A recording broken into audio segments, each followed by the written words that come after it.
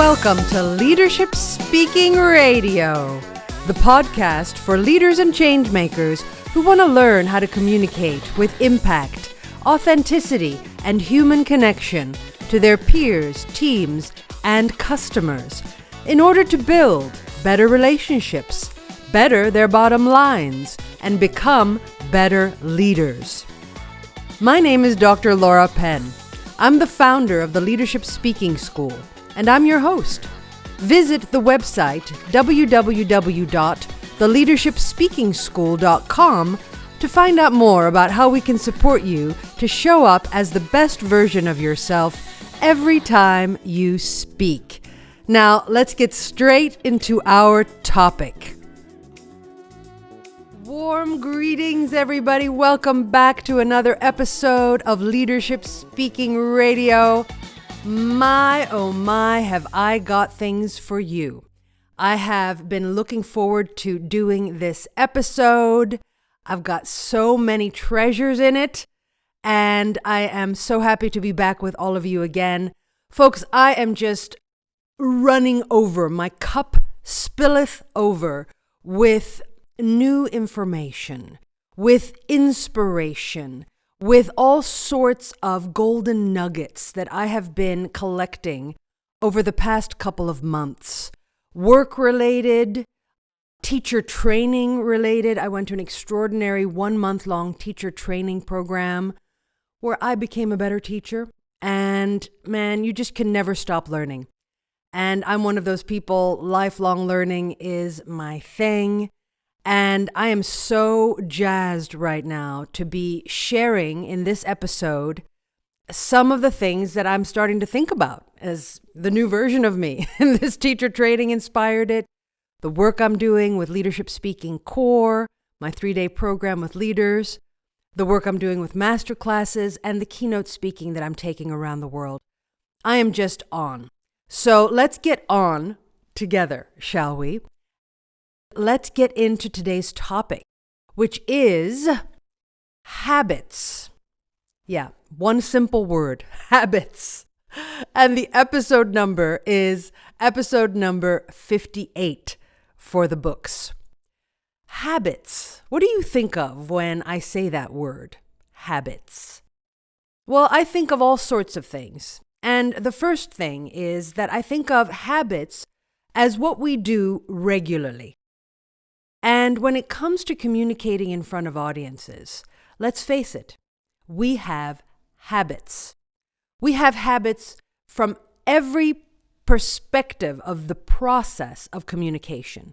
So habits in how we create the content that we are going to be using, habits in how we prepare that content, and habits in how we deliver that content. You feel me so far? So I want to just kind of open the gates of this delicious topic of habits by really going in. And I want this to be an introspective episode for you. I want you to go in and think about your own habits related to the prompts that I'm going to share with you.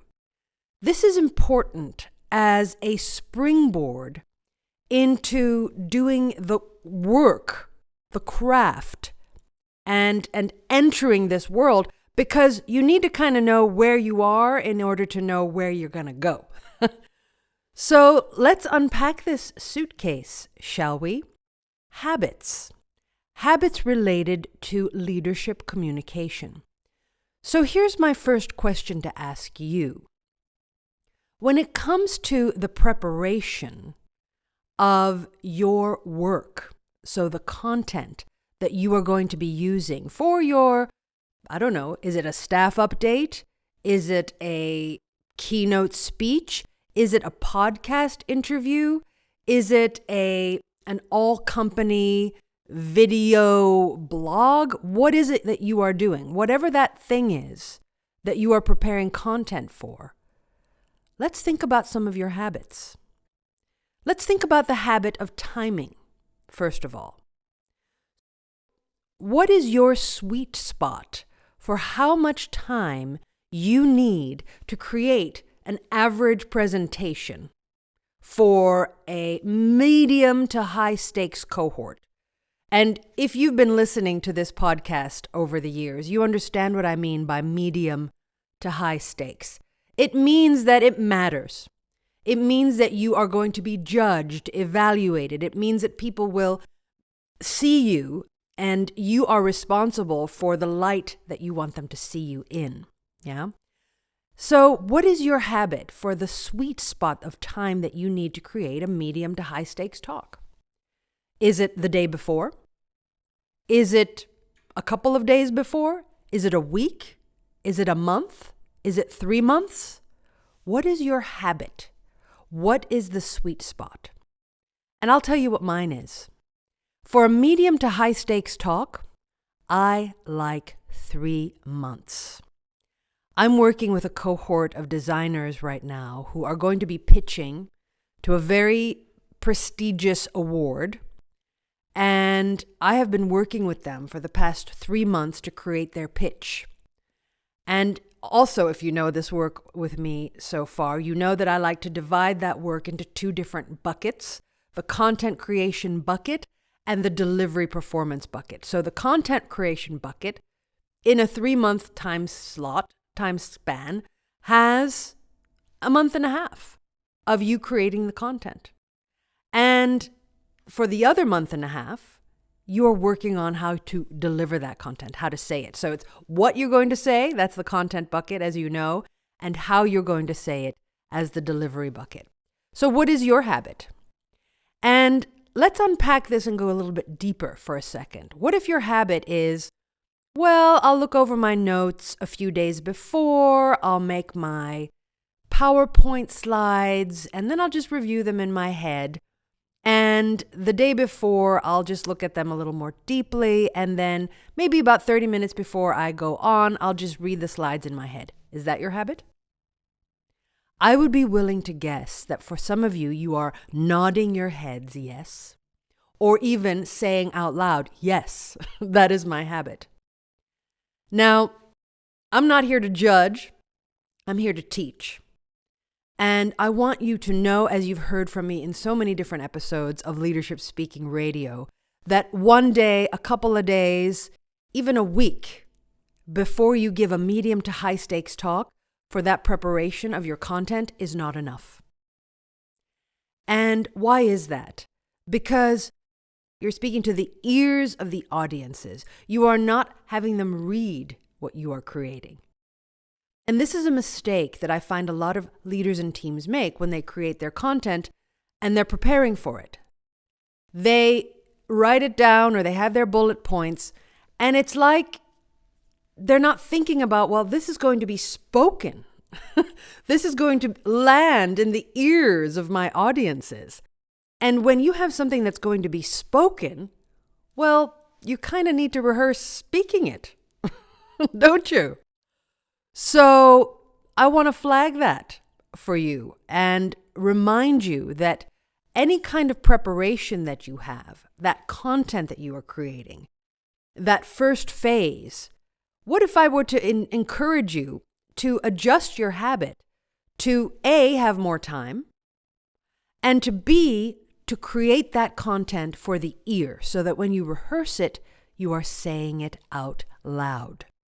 This is the minimum requirement. Okay? But let's move on. So that was me exploring a little bit about what your habit might be in the timing for how much time you give yourself to get ready for the content of a high stakes or medium stakes talk. Let's go into another element now of habits. And let's look at what is your habit of how you prepare for your presence. Now, some of you listening will know what I mean by presence. For those of you who don't know, go back to previous episodes. There are plenty of them. You will understand what I mean by presence. As a short Cliff Note version, your presence is the energy that you transmit. That energy comes from every cell in your body. How do you prepare for that vibe, for your presence? What is your habit? Is your habit not to prepare for it at all? Is your habit not to give any thought or time or attention to how you will enter that talk with your presence. My guess is that for many of you, you don't do anything related to how you zhuzh up your presence. And I want to use this opportunity to share that your presence, your energy, is the first thing that the audiences take in about your presentation. So if you are not doing something to purposefully or intentionally energize or heighten that presence, you are going to be walking in without that energy that could gain the attention of your audience. Now, you know that there's vocabulary for presence, and I use many different versions of this vocabulary.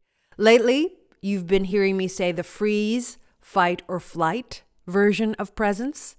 This is the survival presence that all living creatures have in the face of danger. The freeze response, where everything just goes lockdown and you don't breathe and everything is tense. And I always say that tension is the enemy of connection.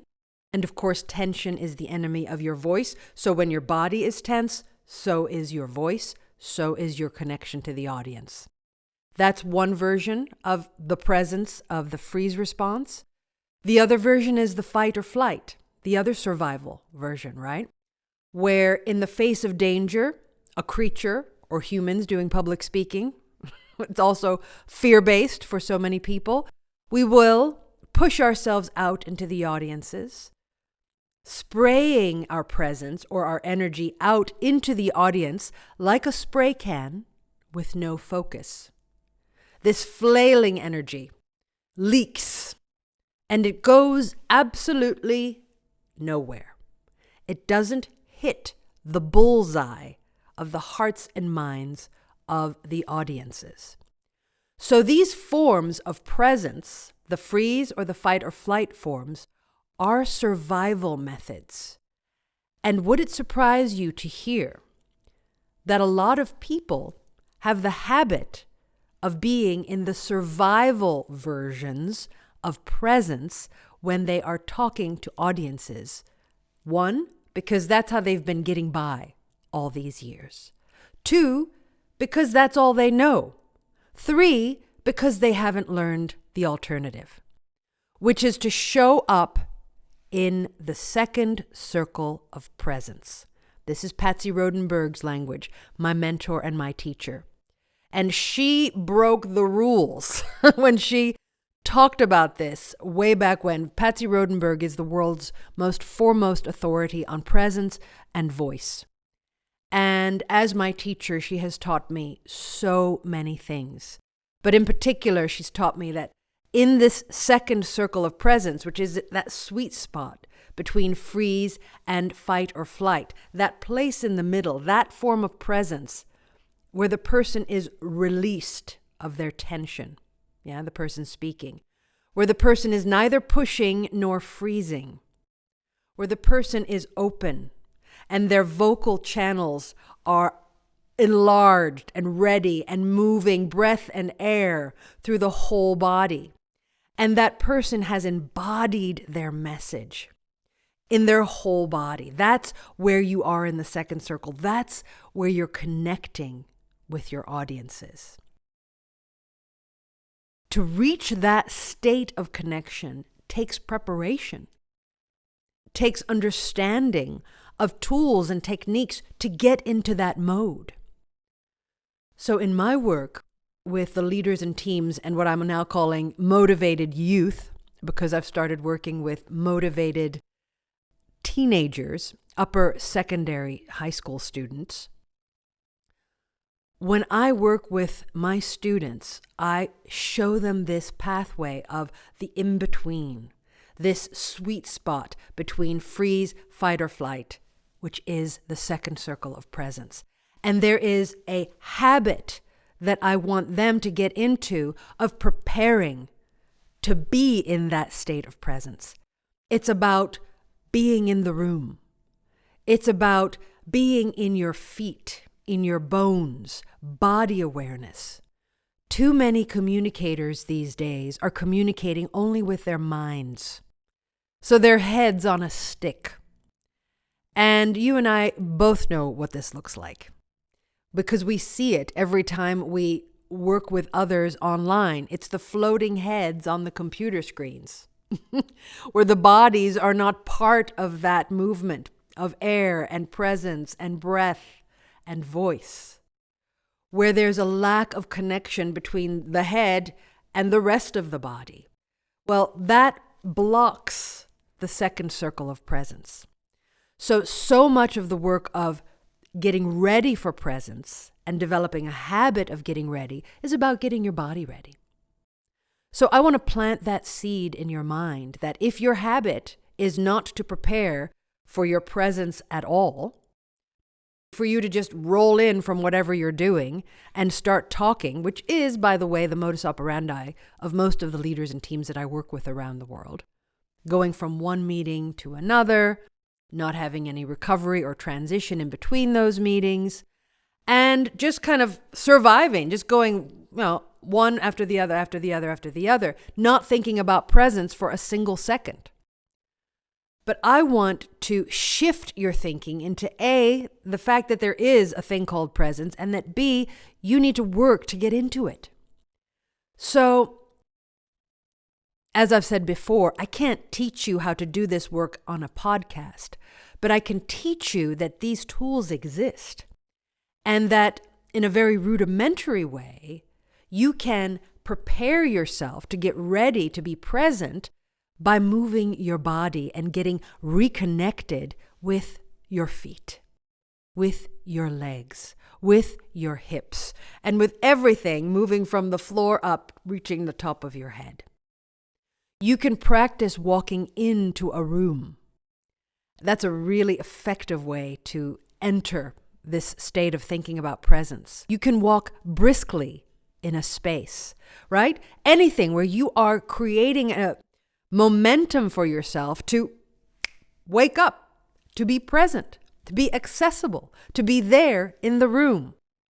How about them apples? How about bringing that into your state of preparation to get ready to be present? So that's a habit to begin to add to your repertory. The habit of getting present. Now, let's move on. I want to ask you about your habits of preparing your breath. I wonder if any of you have ever really thought about that before. Before you speak in front of your audiences, what do you do to get your breath ready? What is your habit? Is your habit to do nothing? Is your habit to just, again, roll into the work and start talking? Or is your habit to actually spend some time increasing the capacity of your breath? Breathing not only from this tight space of your neck and your throat and your upper chest, but learning how to breathe perhaps from your abdomen so that you have more volume. Is there anything in your habit of preparing your breath that involves this level of dexterity with your breath? If the answer is a flat out no, then I want to invite you to think about preparing your breath in addition to your presence before you speak. One really powerful way to prepare for your breath is to do the I gather my power, I release my power exercise. Sitting or standing, preferably standing, because you're going to get more of your breath power this way. You are using your hands. If you're seeing this on video, you can watch what I'm doing, right? So you bring your hands into your chest like this, pointing at kind of where your solar plexus is with the tips of your fingers, and your elbows are out like this. And you are, when you do this movement, you are breathing in, so you're inhaling air. And then you suspend that inhalation for a moment. And then you breathe it out, moving your hands away and back out again. It looks like this. I gather my power. You bring in your hands and your elbows go up. You suspend it. And then I release my power. The hands go out. And they go all the way out, by the way. I'm not doing it all the way out because of how I'm sitting. Imagine doing that breath exercise of I gather my power. I release my power. I gather my power, suspend. I release my power. Imagine doing that 7 times before you begin your speaking, right? You're off somewhere. Nobody's seeing you doing this. Maybe you're in a broom closet or in a bathroom stall. Or maybe it's an online meeting and you haven't clicked on the camera yet because you're still preparing. Stand up, gather your power, suspend it, and then release it. What you are doing is you are preparing your breath, your breathing apparatus. And if you didn't know this, know it now, that your breath is your voice. And the power of your voice, you guessed it, comes from the power of your breath. They go together. So this is really important preparation work. And for people who are serious about working in the craft of leadership speaking and leadership communication, they've got some sort of a routine down for how they are preparing their presence, how they are preparing their breath, right? Before they go on to speak in front of their audiences. Because never forget, leadership speaking, public speaking, whatever you want to call it, is an embodied performing art. And just like any performing art, theater, dance, music, it involves the entire body, the entire instrument of the speaker / dancer / performer, right? And you've heard me say this many times, but what performing artist worth their salt does not prepare his or her instrument before they perform? Nobody, only amateurs. So let's professionalize how we as speakers prepare. And let's break the habit of not doing anything, right? And let's get our instrument ready so it can be optimized so that we can reach that bullseye of the hearts and minds of the people that we are talking about. How about that? So that's what we're doing here. We're discussing and describing habits or lack of them that you have in the preparation of how you get ready before you speak. So we've done some talk about presence. We've done some talk about breath. Do you know what comes next? What is connected to the breath? I kind of gave it away earlier. It's your voice, of course. What is your habit for preparing your voice? It's an open question. If your answer is, I don't prepare my voice, again, I'm not here to judge, I'm here to teach. If you don't prepare your voice, the time has come for you to begin that work. How can you show up as the best version of yourself vocally, energetically, powerfully, charismatically, connectingly, without getting your voice ready? It's not going to work. The major mistake that I see a lot of leaders, teams, and motivated youth make in their lack of preparation of the voice is already connected to the breath work, so they don't have power behind the voice. But another problem is that they are not clear in how they speak. They might mumble their words and talk like this, right? So there's not a lot of movement going on around the lips. They might speak too quickly so that you can't really even hear what they are saying. They might slur. You might not hear the ends of the words. This is a really big problem, especially when people are speaking too fast. You can't hear the ending of the word, right? So I'll say that sentence and I'll emphasize that I'm not making the consonants at the end of my words sound, right? You can't hear the end of the word. You hear that? Versus you can't hear the end of the word. Hitting those consonants, getting that in your mouth, and being able to move it so that you are audible and people understand what you are saying, you are speaking clearly, that's what vocal preparation is about.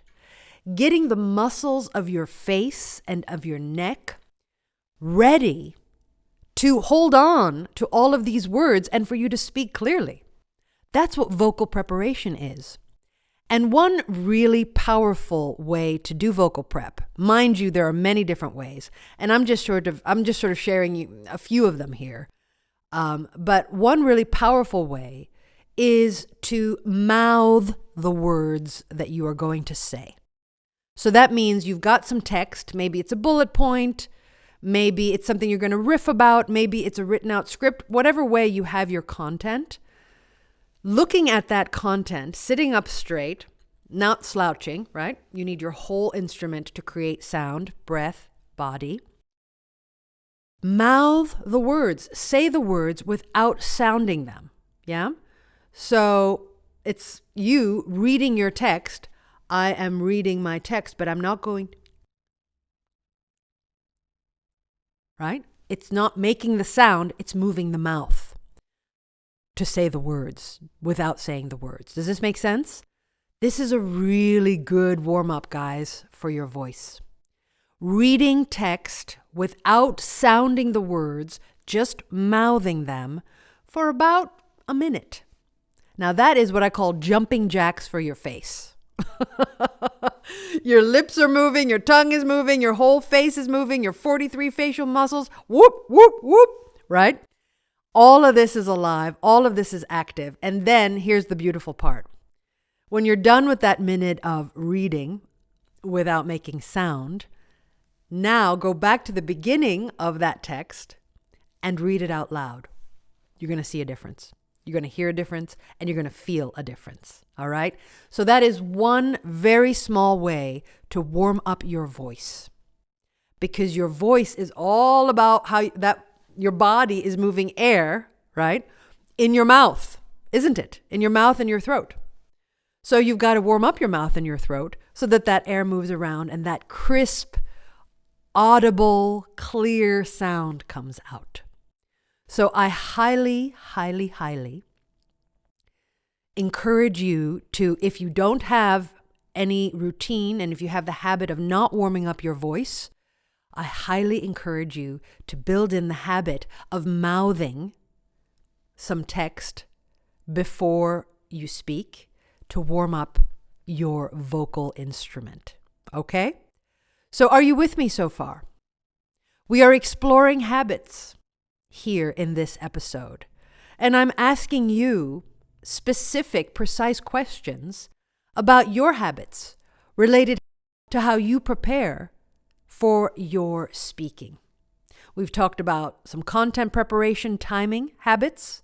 We've talked about habits related to presence, habits related to breath, and habits now related to voice. So there's really only one more place to go for your warm-up. And that is, what is your habit for how you, what I call, interpret your text? So this is kind of the whole bag of goods, if you like. You've got your content that you've created. That is the what. And now you are working on how you are going to speak that content. What is your habit related to how you say those words?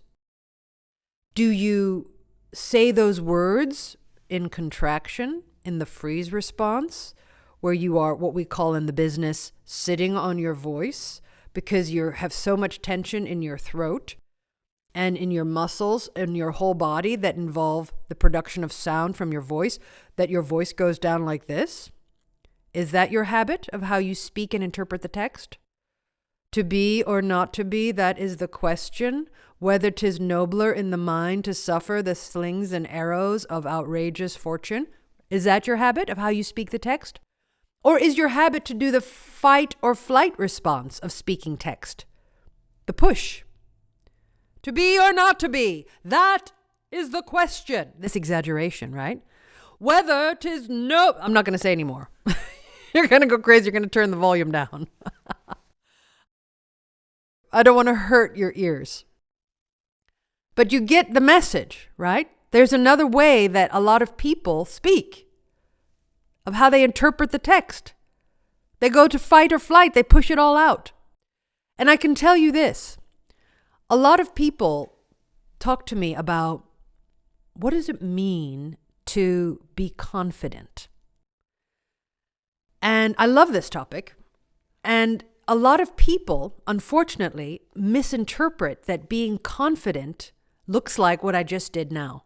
That push, that fight or flight response, all right, where it's the spray. That this is the interpretation. I want to get your attention, so I'm going to speak it like this.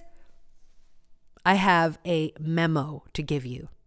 It doesn't work. You are not more confident because you spray your energy out over the audience. If anything, you are less confident because you are not controlling your instrument. You are not controlling and managing your voice so that you hit that bullseye. You are not in control in that context. And that is not confident, FYI. If you're not in control of your instrument, that's not confident. It's fake. It's a mask. It doesn't work. Now, we are looking at a lot of people in the news these days who use this method.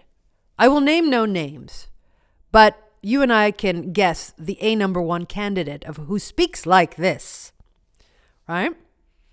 And this method might get some attention for a moment because it's so loud and robust, but it doesn't hold the attention because it overwhelms. It's too much. It's like fire that's coming out at you too hot. And when there's too much fire, you get burned. So you look away, you think away, you are somewhere else because it's too immediate and too intense for you to pay full focus attention to. Preparing to do text interpretation is about making choices. The choice of, am I going to contract and sit on my voice? Or am I going to overdo and overwhelm with my voice? That's a choice. You can be in either one of those. You have control over that. And I'm here to say that the sweet spot, which is, we're back into the second circle. The sweet spot is the second circle of text interpretation. So it's not to be or not to be, that is the question. To be or not to be, that is the question. It is to be or not to be. That is the question. Do you feel the energetic difference of that version? That version is that center point, the place where your voice is connected from the inside and it comes out of your mouth and then it connects with the audiences on the outside. Powerful text interpretation comes from the second circle, comes from that state of presence, comes from that place where you are connected inside and out. It's not about putting on the varnish. It's not about hiding. It's about being. And powerful communicators know this, and they work in this place with their text to speak it without force. To speak it so that the words come alive, filtering up from the inside of you and you feeling it, and on the way out, touching. Your breath, your voice literally touches people. And that text interpretation, those wavelengths touching people, comes from you understanding what you are saying and feeling what you are saying. So here's another habit question. Is your habit to allow yourself to feel what you are saying? Or is your habit to not feel what you are saying? Now, you know which one of those I prefer. That to be an effective leadership communicator, feel your words on the way out and release them into the audience. And something that's so powerful about speaking is that once those words come out of your mouth, you can't ever put them back in. Right? Once they're out, they're out. So that journey of the words coming from that center place of you and then being released out into the world, that's really important.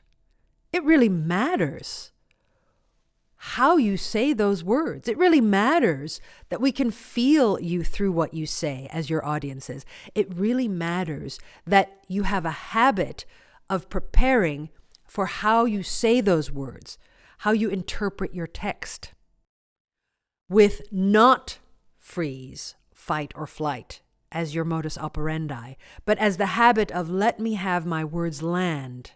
Let me connect with what I am saying. Let me be in the second circle and not push or hide. All right? So I've said a lot here, and it's all about habits. And I want to say something else about habits, that look, we have habits for a reason. We have habits, whether they're related to speaking in front of audiences or whatever else you have a habit for. We have these habits because they're our way of surviving. They're our way, our adaptation for how we can get through in the world. So that's why I'm not here to judge what your habit is. If your habits have been to speak in a freeze response, sitting on your voice and mumbling, well, that habit has come from somewhere for a reason. If your habit is to speak and spray your messages out and let those messages leak out through the room, then that habit has been established for a reason. But once you start working in the craft of leadership communication, it is time to do two things. One, to acknowledge and see what your current habit or habits are. And two, to disrupt those habits if they are ineffective, replacing them with ones that work to connect what you are saying to what the audience feels and hears and sees. So that's the work here, and that's why you're listening to this podcast, I'm sure. To find different ways to work inside the craft of leadership communication so that you can touch people where it matters with your messages, so that they can live and stay in the room, and so that you have a sense of purpose for the work that you've put in preparing for your content and how you deliver that content. How about that? So our work here for this podcast episode is done. I hope that you have learned a thing or two, and I hope that you are going to be able now to think of your habits, hopefully, a little bit differently. I challenge you to pay attention to your modus operandi. Pay attention to how you create content the next time you're creating it, for whatever talk you're doing. What is your habit? Pay attention to how you warm up or get ready for presence or not. Pay attention to how you prepare your breath. And pay attention to what you do with your voice to warm it up and get it ready, and how you get yourself ready for text interpretation. Pay attention to each and every one of those places. And if you can, infuse one of the new ways that I've shared with you to prepare one of those things. All right? See what happens. And tell me how it goes. You can always reach out to me on the contact form on my website. The website, as you know, is www.theleadershipspeakingschool.com. Go ahead and contact me there and talk to me there. How do these ideas work for you? How do they not work for you? What are questions you might have? Right? Let's communicate there. I'd love to hear from you. So let's now close this episode. It's been a fully packed one. I hope that you've enjoyed this episode as much as I've enjoyed delivering it. Subscribe now to the Leadership Speaking Radio podcast to be sure not to miss an episode. And don't forget to visit the website, www.theleadershipspeakingschool.com, to learn more about how we can support you to show up as the best version of yourself every time that you communicate with your peers, teams, and customers. And if you are enjoying this show, folks, go ahead and recommend it to your friends and colleagues and family so that they can benefit from it too. That's all for now. That wraps up this episode. I look forward to seeing you next time. Take care and thanks for listening.